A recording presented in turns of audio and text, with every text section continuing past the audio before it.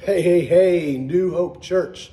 Pastor Jim coming at you with our next episode in our winter Soulcare series. We really hope that you have been, you've been enjoying these and you've been getting something out of our last several sessions as we were talking about anger and managing our anger. Make sure if you have been enjoying that, hit that like button and leave us a comment because we love to read your comments. So I was talking to one of our New Hope folks yesterday about the spiritual conflict, some of the things we've been talking about on Sunday mornings. And she had mentioned this stuff kind of scared her when we start talking about conflict and evil and dealing with that kind of stuff. Spiritual conflict is scary to a lot of people. You know, we watch horror movies about evil spirits and demon possession and all of this kind of stuff. And we're scared of the dark because we can't see what's all happening. Evil is scary. It's chaotic. It's unpredictable. And for lots of people who have never encountered evil face to face, it's mysterious. It's filled with questions. Well, this will cause lots of people to just completely avoid it, want nothing to do with understanding the nature of evil and how evil comes against us. And so we just avoid it. We avoid reading about what is true about evil and how we are to confront it, how we're not supposed to back down. I think a lot of times we have this idea that in spiritual conflict, it's all about defending ourselves. It's about just weathering the storm. It's like evil is the huge power, and what we need to do is to be able to defend ourselves against it. I don't think that is the scriptural,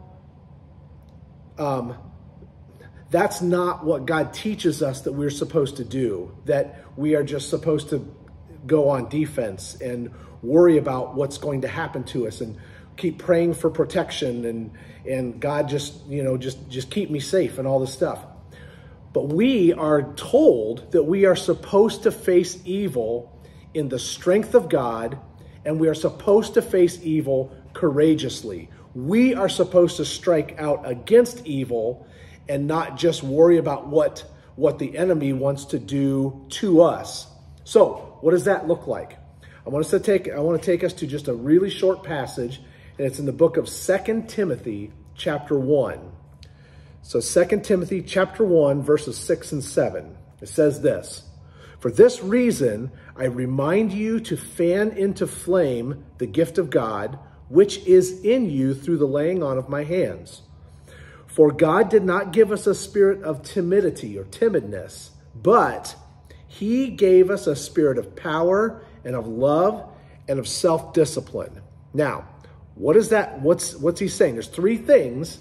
There's three main things in here that he tells us that we ought to do. Number one, we are supposed to fan into flame the gift of God that is in us. We all have gifts.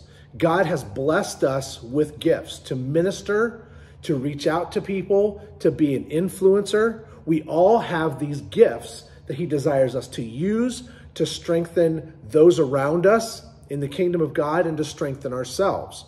And so he tells us here, we're supposed to fan that into flame. Use it. Use it with joy. Use it any way you can. Just use that gift that God has given to us. The second thing we see is that it says God has not given us a spirit of timidness. This is that thing inside of us that when we start thinking about things like conflict and how the enemy might be coming against me or against my family, that God has not given me a spirit of timidness where I just say, "Oh God, please take it away from me." That's not what he's given to us. No. He has given us, and we get into number 3, if we are believers, if you have accepted Jesus into your heart, you have been given a spirit of power and of love and of self-discipline. Now, those three things are also very, very important in and of themselves. When we are operating with the power of God, there is no fear of losing to our enemy. You cannot lose. If you are operating in God's power, you cannot lose.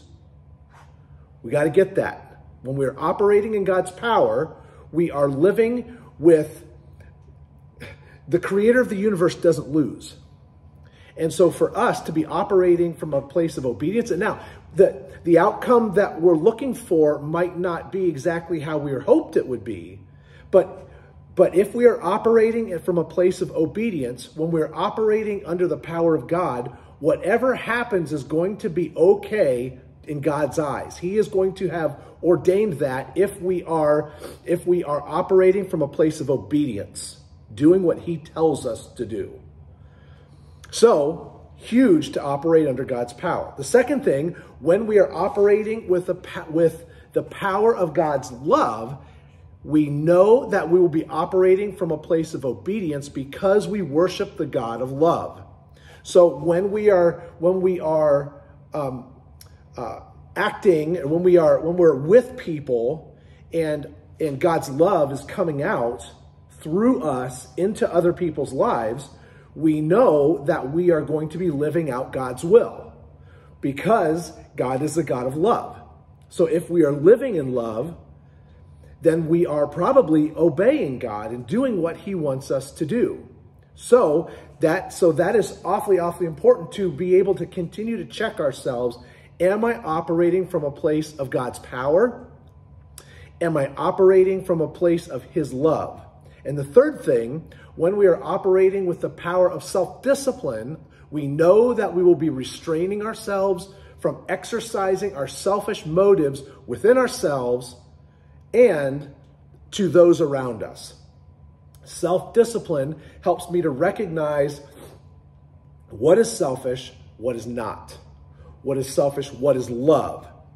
And when I recognize when my selfishness is starting to try to come out and try to get what I want, self-discipline helps me to pull that back, recognize what is trying to come out in me, what my self-interest is starting to come out in me.